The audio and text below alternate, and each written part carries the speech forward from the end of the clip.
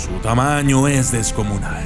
Los expertos dicen que podría matar a un tiranosaurio rex con suma facilidad, con una longitud comparable solo con las estructuras más grandes del mundo. Este prehistórico animal es capaz de engullir, aplastar y triturar los huesos de cualquier otro ser vivo que haya pisado la faz de la tierra, sin excepción alguna. Su gigantesco tamaño atemorizaría al mismísimo Indiana Jones. Su letal anatomía es simplemente asombrosa. Es el reptil más majestuoso que haya existido. Yo soy el documentalista y esto es Titano Boa, la serpiente monstruosa.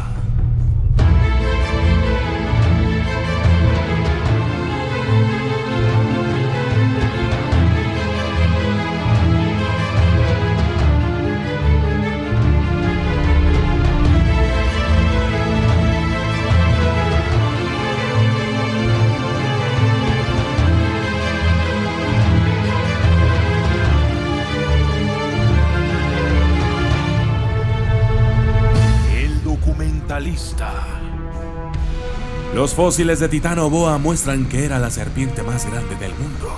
Vivió durante la época del Paleoceno, hace unos 60 millones de años, por lo que ahora estamos a salvo de su aplastante fuerza. Pero la imagen de la enorme serpiente prehistórica deslizándose por Sudamérica sigue siendo aterradora. Hasta ahora, Colombia tiene los únicos fósiles de la serpiente. Es a través de estos pocos fósiles que los paleontólogos pudieron estimar el tamaño de esta criatura prehistórica.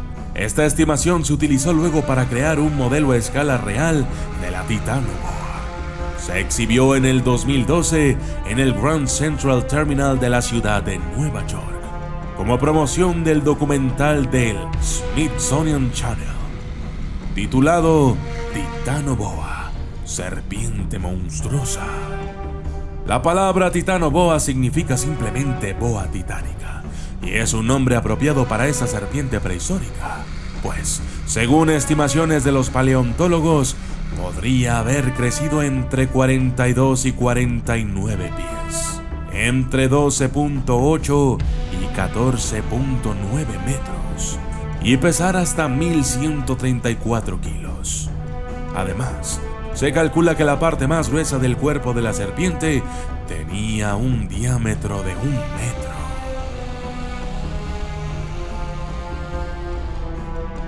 En comparación, la anaconda, una de las serpientes más grandes hoy en día, es conocida por alcanzar longitudes de más de 20 pies, 6.1 metros, y pesar 227 kilos. La Titano Boa era obviamente un gigante comparado con las serpientes más grandes que tenemos hoy en día. El descubrimiento de la Titano Boa se hizo durante la primera década del siglo XXI en Cerrejón, una mina de carbón en el norte de Colombia.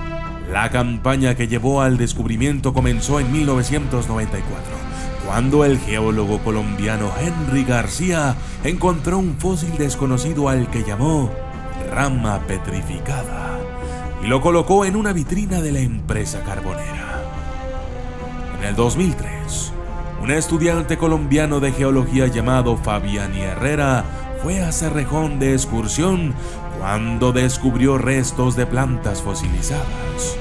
Como el área no había sido explorada previamente por los paleontólogos, pronto se organizó una expedición.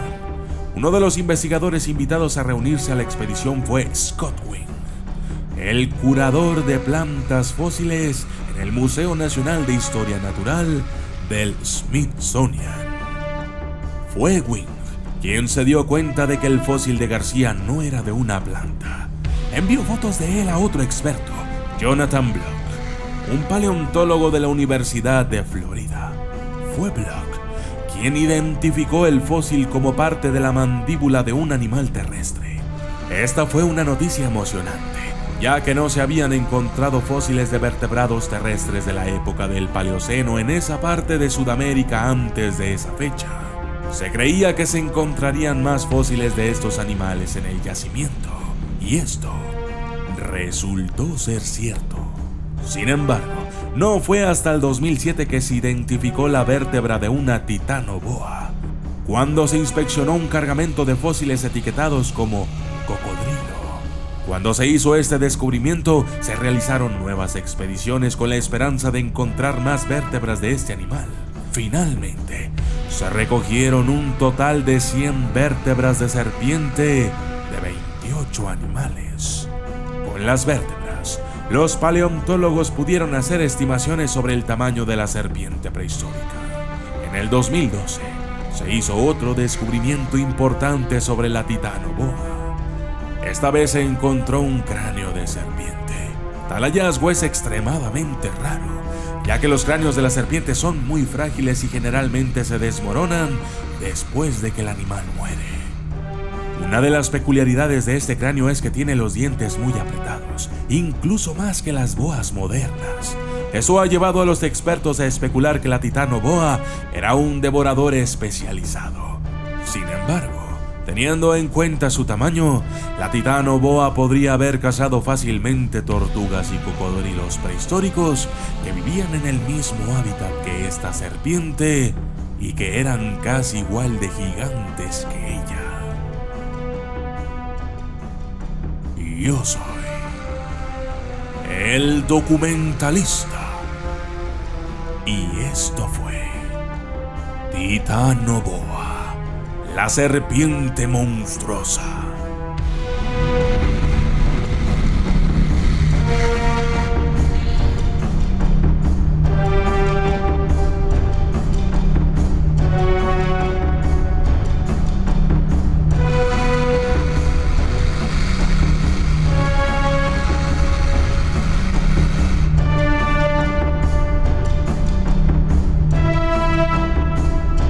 Saludos especiales para Bosco Antonio Sosa Porras, Edgar Marín Hernández, Kevin Ryan Sandoval, Juan C. Cam A, Carlos Hernández, Saraína, Mercedes Caiza, Jaime Jorge de Vil Villanueva, Ryan Valga, Ascensión Lu, Carmen MG, Kevin Isauro Banuel, Edu 593, Marcela Olla, X6X6X6, Joven Friluna, Edison Antonio Congo Salinas, Jonathan Castillo, MC Dark Ira, José Olivares, Luz Mi Alma y el Alma de Alguien más, Lisette Martínez, Lobito Méndez, Sandra Ramírez, Mundo Teoría, José Olivares, Andrés Aldred Aguilar, Osmar Peña Grajales, David Cipriano, Tajimo, Jesse Nels y Alexander Palma.